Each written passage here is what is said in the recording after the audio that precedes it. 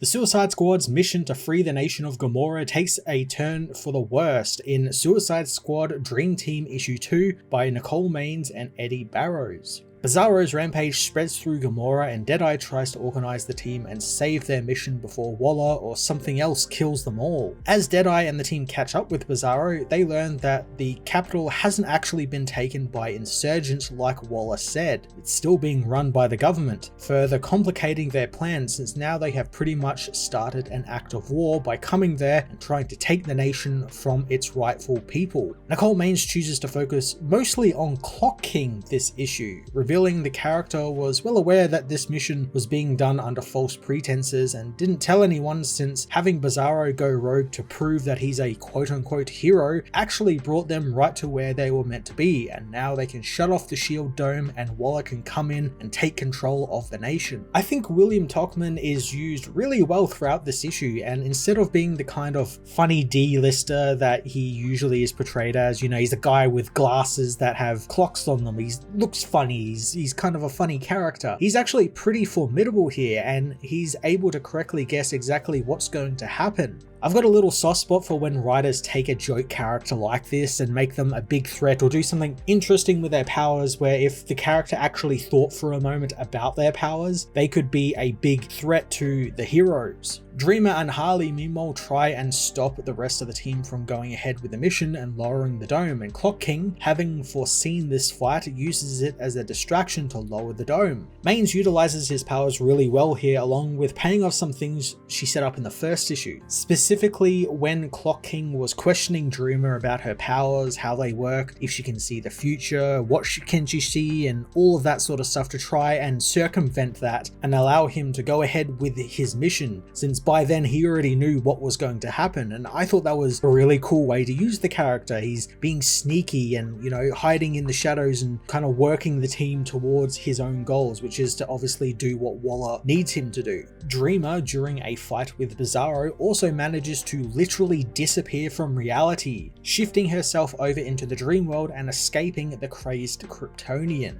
This causes Waller to enact some sort of hidden protocol that we're not really sure what exactly is yet, but she soon arrives in Gamorra herself, ordering her men to secure the nation and to also find Jay Nakamura, planning on imprisoning him before his news network finds out what's happening and he can sully the narrative. Deadeye of course ends up confronting his aunt over the shit show of a mission and about how she lied about this being a hostile takeover, and Maines ends up making reference to the Beast World Waller tie-in, where Deadeye began assembling his own team with people like Valzod and Vixen and Batwing, but we haven't seen them since that issue. And through the dialogue here, it's heavily implied that Waller is already dealt with them or has contingencies in place for them. It's a shame we actually haven't seen anything of that team since Beast World, since while their introductory issue barely related to the Beast World event and was very obviously meant to be sort of its own thing, it was a really cool team and a really cool setting, and I'd love to see more of those characters, and it's a shame we haven't had them come back, especially because Deadeye has been in stuff since Beast World started and obviously is a big player in this book, so why not bring them back? Why not make them part of the Suicide Squad? It just doesn't make any sense that you'd make this team and then just do nothing with it. While the team are all transported back off the nation, Bizarro is sent on a special job, which is to seemingly kill Jay Nakamura's mother Sarah, throwing her out of her office window. There was a really neat callback in this scene as well, and I'm going to attribute it to Eddie Barrows since he obviously did the art for this book, but the desk that Sarah Nakamura uses is like this giant tree, and it's the exact same type of desk that we saw in Grant Morrison's JLA Earth 2, which I think is a really cool callback if that's exactly what it is, because it looks exactly the same. It's this giant like tree root that's been cut off on either side, and it's just huge, and I like little visual callbacks like that. I think that's pretty cool. But this scene is really quite strange, especially because we haven't had a lot of time with Sarah Nakamura. We saw her obviously in the Son of Kal-El book, and she was a big part of that because obviously her son and John Kent are in a relationship and their story was based around Gamorra in that that book, and she obviously took over from Henry Bendix to look over the nation of Gamorra. So for her to just be kind of killed in what is essentially a panel is really strange, and I think it was probably done in a way just to show us that Waller means business, so she's thought about this person and wants to get ahead of the curve sort of thing. Stuff we already know about Waller, stuff we don't need to be kept being told about. We already know all this, so I don't know why this book keeps, hammering that home that, yeah, Waller means business. We already know. If you're reading this book, you already know she means business. And I think it would have been cool if Sarah stuck around and was sort of like a vocal opponent to Amanda and used the nation of Gamorra as something that sort of backed the heroes and was like a safe space for them or something. And it also would have had like a really great redemption arc to it, because obviously the nation of Gamorra and its people who were transformed into super beings by Henry Bendix, they were all abused by Henry Bendix. So it would be great if that nation were to become like a safe haven for heroes and a place where they could feel safe. And that looked like where the story was going to be going when we ended that Son of Kal-El book, but I guess it's not the case, which is really strange, because I know Nicole Maines and Tom Taylor have worked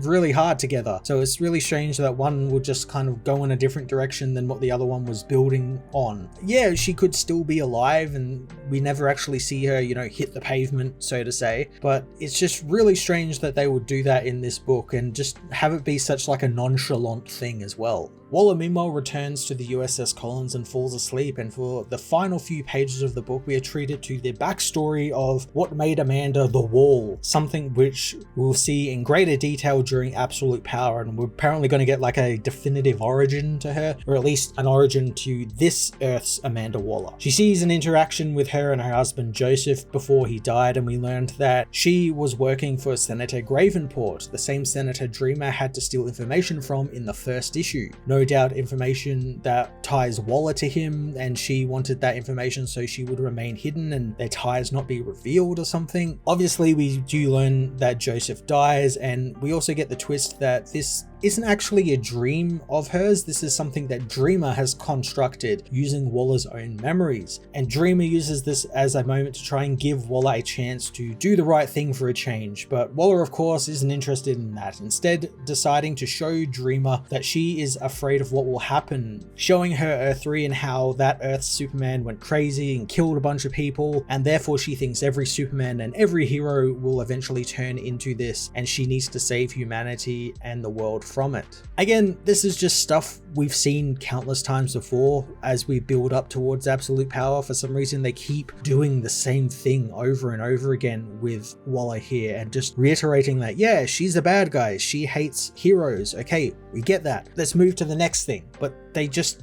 won't, and it's really strange that it's like they don't have anything more for her to do, or they've like done so good of a job of making us hate her, because she is a really hateable villain, that they don't know if they can like make her have a redemption arc or something, or they don't know where to go with her, since like, okay, well, no one's going to care what she does now or if she has a redemption arc because it's not going to matter or anything. So it's like they've kind of written themselves into a corner with Waller, and that's what I'm kind of afraid with Absolute Power, is that it's just going to be more of that sort of stuff with Waller now in charge. And of course time will tell, I could be completely wrong and they might have a really great story for her, but the build up has just all been the exact same stuff. Waller hates superheroes and does the bad thing, and that makes her bad. We keep getting that, and it's really annoying. There is a kind of cool little caveat to this thing, and we learned that she's actually taking pills to keep herself awake so Dreamer doesn't invade her dreams like happened here. This was like a little bit of a slip up on Waller's part, and it allowed Dreamer to seep into her mind a little bit. And I like the idea that there is that caveat that she is taking these drugs to stay awake, because that could lead to an interesting thing where,